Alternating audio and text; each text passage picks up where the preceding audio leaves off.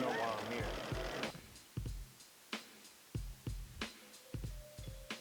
And we are live. Not really, but, we're filming on December 1st. Today's actually Malik's birthday. Happy birthday, Malik. I'll be seeing you right after I film this. We're actually going to your birthday dinner, which is pretty cool. Right, just made mac and cheese. On to the NFL.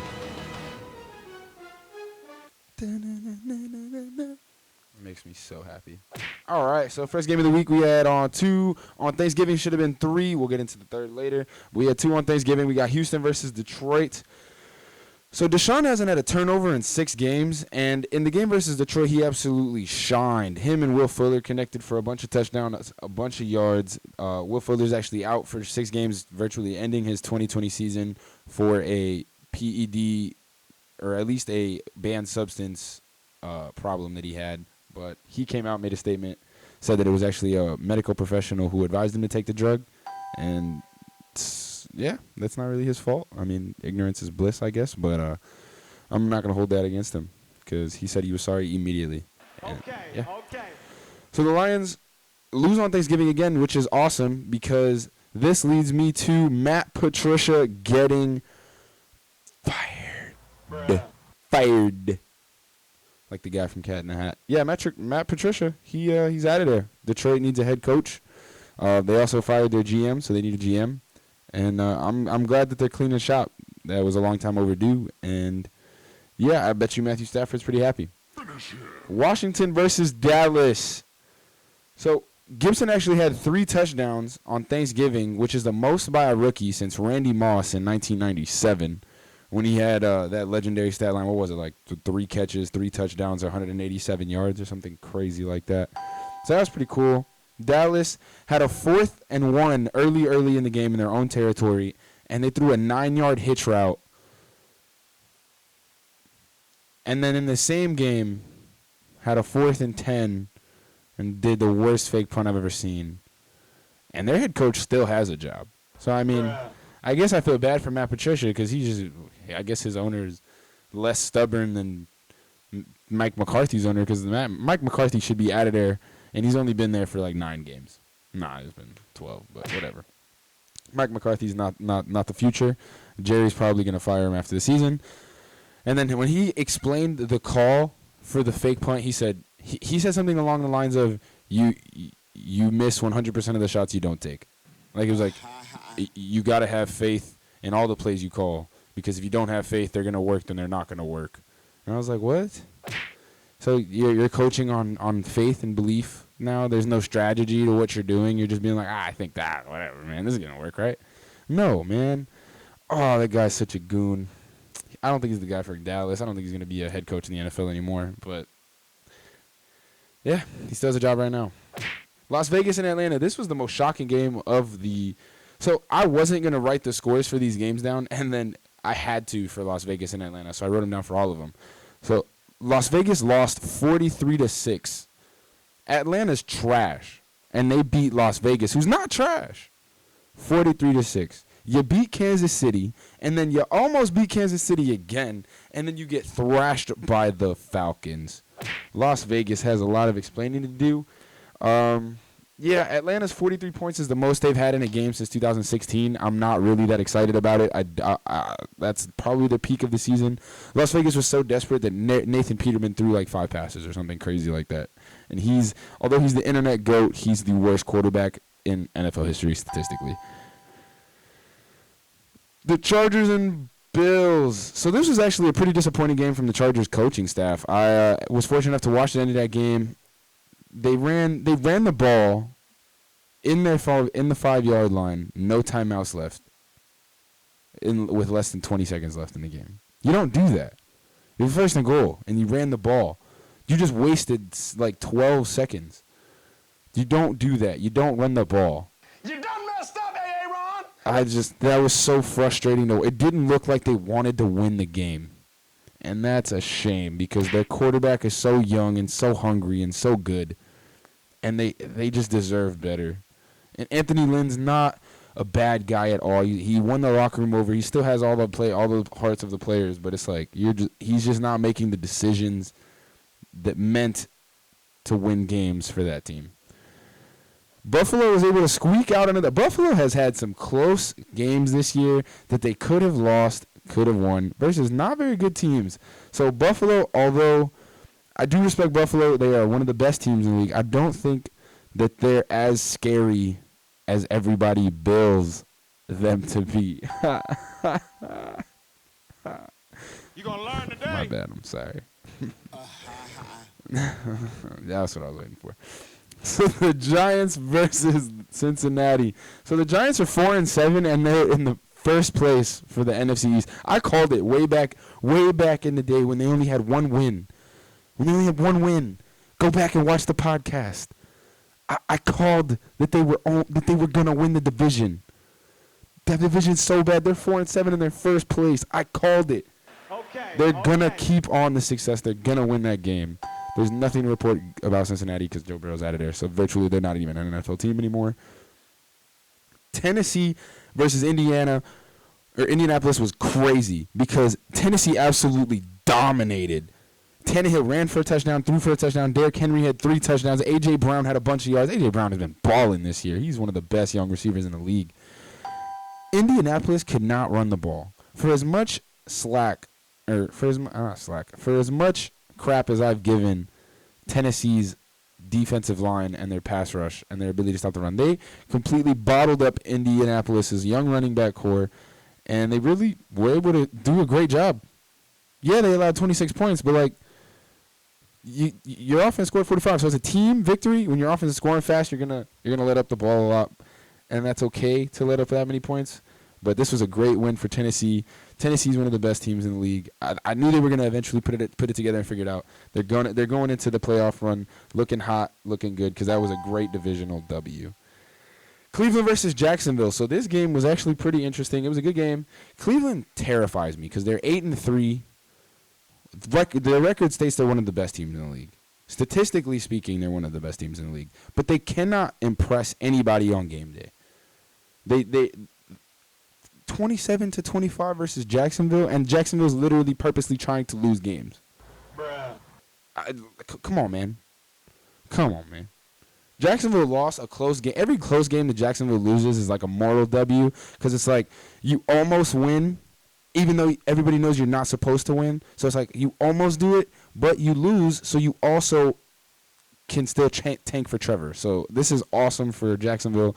Congratulations, Duval County. Carolina versus Minnesota. So Carolina loses another close game, but I'm still in on Carolina. One of the better young teams in the league, one of the better younger defenses in the league. They forced 3 turnovers. That's the first Vikings debut for forcing 3 turnovers since Kirk Cousins joined. They didn't really impress me. Justin Jefferson balled out, but that's what he usually does. There's nothing really else to say about Minnesota and Carolina. That's pretty cool. Arizona and New England. So the New England defense actually proved once again why it's one of the best in the league, and they shut down DeAndre Hopkins. I think he only had 55 yards. I'm guessing Stephon. I didn't watch the game, but I'm guessing Stephon or oh my God, what's that other guy's name? Let me give him his respect. I'm folding. There's a guy on the Patriots not named Stephon Gilmore who is actually balling out at corner this year, and I want to know who he is.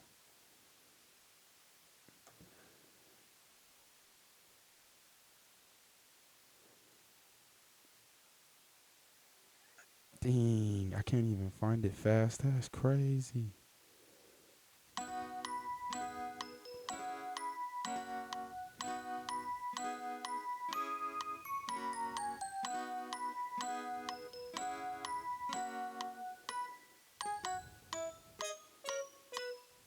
J.C. Jackson. It was J.C. Jackson. J.C. Jackson has been balling out for the Patriots. He's been having a great year.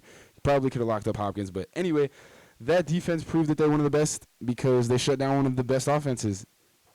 Cam played horrible again. Doesn't surprise me. Had a bunch of interceptions again. Doesn't surprise me. Didn't have a lot of yards or touchdowns. Just was very bad at quarterback. But they found a way to win because they have the best coach of all time, and they have a great defense. Miami versus New York. Fitzmagic threw for over 250 yards. He had 2 touchdowns. That's awesome. I'm glad he got to go back and start.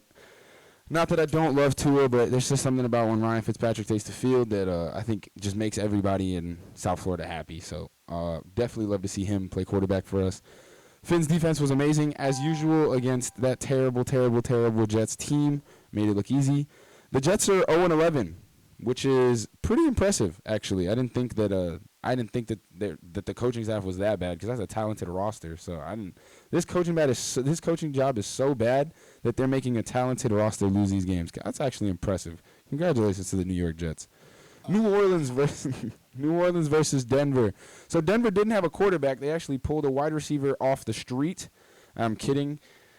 Yeah, no, pretty much signed him off the practice squad. He played wide receiver, went 1 for 9 and had 2 interceptions. So they ran the ball pretty much all game. Knew they were going to lose. But, yeah, they had to run it. Everybody's pretty much roasting Denver's quarterback room. I don't know the story, but, they're a bunch of young guys. So just be better. Just be better. Taysom Hill and Latavius Murray combined for 168 yards and 4 touchdowns. So, obviously, without Drew Brees, Sean Payton has completely dedicated to running the ball all the time with Taysom Hill. Everybody knows it's coming, and nobody can stop it. San Francisco and the Rams. So San Francisco actually I'm calling them San Fran this week, not Trash Can, because they actually beat a good team. They beat the Rams. The Rams turned the ball over 4 times. They are inconsistent. Hi, Matthew. They are inconsistent, and I've been saying this all year. I'm not surprised that they lost. Kansas City versus Tampa Bay. This was one of the better games. If you look at it from like a, oh my God, they almost came back type, is one of the better games. But it was 17-0 after the first quarter. Like this had complete and utter blowout written all over it. And then I feel like Kansas City just stopped trying. Like offensively, I just feel like they kind of just let it off. They let their foot off the gas and they were just cruising.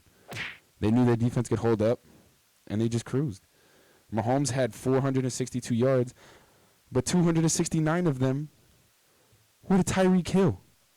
Tyreek Hill had 269 yards, 3 touchdowns on 13 receptions. One of the best receivers in the league. I'm thinking right now, everybody just says he's just a deep route. No, man. This dude's a legitimate number 1 receiver. This game was great. Brady showed that he is aging. He had multiple interceptions in the game again. But, yeah. I didn't predict this. I thought it was going to be kind of a more higher scoring game. But Kansas City showed they're the best team in the league. Chicago versus Green Bay. Green Bay absolutely dominated because Chicago's offense is terrible. They started money-making Mitch Trubisky, and Green Bay's defense just shut it down. The whole game, they shut it down. Aaron Rodgers had 4 touchdowns, made it look easy again against one of the best defenses in the league. But the problem is that defense is on the field so much they're exhausted. That defense has no faith in the offense to do anything. But yeah, after the Bears traded up to number 2 to pick Mitch Trubisky, I think this year they finally move on and get their quarterback for the future. Seattle versus Philly. So this one made a lot of bettors mad because it was 6.5 point spread, and with the touchdown and 2-point conversion with 12 seconds left, Philly made it a 6-point game, so that was pretty upsetting. But the score doesn't really tell what happened. Seattle completely dominated this game. Philadelphia was so bad. Carson Wentz showed again why he's awful. Awful. Bruh. Threw it straight at a Seahawks safety. Like nowhere, like it was terrible. Everybody knows what I'm talking about. If you watch the game, you know what I'm talking about. You done messed up, Aaron. Carson Wentz is trash. Trash. Start Jalen Hurts, man. Start Jalen Hurts. Just do it. You're going to lose games anyway. Just do it. Whatever. Who cares? Just do it. But whatever. I was going to report on Baltimore and Pittsburgh, but that game hasn't been played yet. It's going to be played tomorrow. Last minute predictions for the game. I think the Ravens are going to start RG3. If they don't start RG3, they're going to start some dude I've never heard of. Pittsburgh's going to dominate. And, yeah. This is not going to be a good rivalry game. Yeah, Pittsburgh's going to dominate. Upcoming NFL, Week 13. So we got New Orleans versus Atlanta. Although Atlanta played great versus Las Vegas, New Orleans and Las Vegas are not the same. So I'm going to go New Orleans. Detroit versus Chicago. I trust Detroit's defense more than I trust Chicago's offense. So I'm going to go Detroit. Indianapolis versus Houston. Houston's been playing great. Deshaun Watson, like I said, had no turnovers in the past 6 games. I'm going to go Houston. Cincinnati, Miami. I'm going Miami because Cincinnati isn't a team this year. Oh, my God. If Miami loses to Cincinnati, I have to, post that everywhere because they're not even a team this year. Jacksonville versus Minnesota. I got Minnesota winning that one pretty handily. I feel like they're going to bounce back from a lackluster W, trying to prove everybody that they deserve to be at least considered a good team. New England versus the Chargers. I think the Chargers are actually going to win a game versus the AFC East. Oh, no, wait, no, they beat the Jets, so there you go. But I do think New England's going to lose this game because Cam cannot keep playing horrible and win games. Las Vegas versus the Jets. Although Las Vegas had a terrible week last week, they don't even have to try to get a W this week because they play the worst team ever. So Washington versus Pittsburgh. I got Pittsburgh, even though Washington's been impressing lately. Cleveland versus Tennessee. I finally think Cleveland's going to get knocked off. Tennessee's the better complete team. Tennessee, I trust Tennessee late in games more than I trust Cleveland late in games. Los Angeles Rams versus Arizona. I'm going to go with the Rams. I feel like they need to bounce back.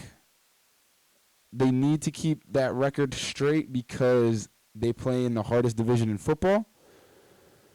But, yeah, Arizona's going to fall to 6-6, and that's not bad for what everybody expected, but I feel like for their potential is pretty bad. But they do got some stuff to figure out. But, yeah, this week I got the Rams. Okay. Philadelphia versus Green Bay. I'm going to take Green Bay in a landslide victory. Denver versus Kansas City. Kansas City is the best team in the league. I don't even know if Denver's quarterbacks are going to play. I'm going to go Kansas City. Buffalo versus San Francisco. So this is the first Monday night game that starts at 5 p.m. Buffalo and San Francisco. I'm going to have Buffalo because San Francisco doesn't have an offense. Buffalo has a really good defense. That's a recipe for success. Allen's gonna run and throw for probably 4 combined touchdowns. I think the score is going to be 34-17 for a total of 51 points. The second Monday night game, which is a regular Monday night game at regular time. Dallas and Baltimore. Dallas sucks, and I think that Baltimore could start a Walmart cashier at quarterback, and they'd beat Dallas. That's according to the Bible. So Baltimore's defense is good enough to shut it down. It's going to be a lower scoring game. Dallas 19, Baltimore 27 for a total of 48 points. My top 10 NFL teams. So let's get into it. I got 10, Cleveland. They scare me every single week, but their record shows they're one of the better teams in the league, so I'm going to give them the benefit of the doubt, put them at 10. 9, I got the Rams. Inconsistent, but potential for greatness, so there's that. 8, I got Seattle. That's a heartbreaker because they got the best football player in the world. 7, I got Tennessee. 6, Tampa Bay. 5, Buffalo. 4, Green Bay. 3, New Orleans. 2, Pittsburgh. And 1, Kansas City. Yeah. And I think that later in the season, my 3 and 4 team, the New Orleans and Green Bay, will actually play each other. And I think my 1 and 2 team, Kansas City and Pittsburgh, will play each other. And I think these have been my top 4 teams for 3 straight weeks. And I think Pittsburgh, Kansas City has been my top 2 teams for I don't know how long. So we're going to see if there is a week that I should watch out for, because that might be interesting. Might be interesting.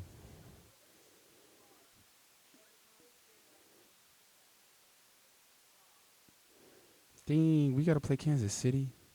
That sucks. We're going to lose that game. Dang. I don't think they do, guys. I do not think they do. Nope. Unless they play Week 17. Last chance.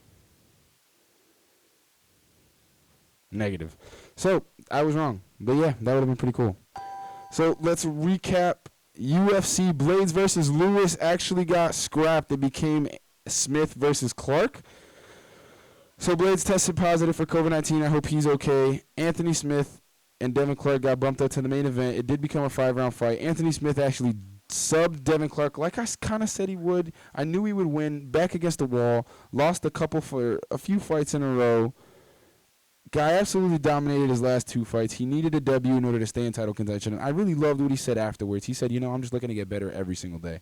And that's all. That's what the sport's about. Devin Clark still has a bright future ahead of him. Nothing bad to say about the young man. I said that like I'm old. But nothing bad to say about the dude. Jonathan Pierce KO'd Kai Kamaka. Just look up that KO. It was beautiful KO. Anderson Dos Santos came in as a heavy underdog, actually sub Martin Day. Martin Day is actually a pretty solid name in the sport. So that was a pretty good victory for him. Su Mudurji KO'd Malcolm Gordon in 44 seconds. That was actually I think that knockout actually went viral. It's on YouTube for sure. Look that one. Su Mudurji KO's Malcolm Gordon. Had a great combination. Hit it with a bunch of ones and twos down the pipe. It was beautiful. Gina Mazzini TKO's Rachel Ostovich. So Rachel Ostovich actually a huge name in the women's MMA scene. A huge name in the sport overall. So that was great for Gina's career. I'm sure she'll definitely receive some more screen time now that she's coming in to the 125-pound division. Upcoming UFC, Hermansson versus Vettori. We got 185ers on deck, middleweights. So Hermansson versus Vettori. Vittori's good. He went to split decision with Israel Adesanya when Israel Adesanya started his UFC run. Didn't fight for a long time. Fought recently for the first time in a while. But I think he's going to suffer a defeat because Hermansson's jiu-jitsu was just way too good. And Vettori is primarily a striker, and I don't trust his takedown defense against somebody who's just constantly looking for a sub, who also has hands. So I'm going to go Hermansson by submission. Then we got St. Preux versus Jamal Hill. What?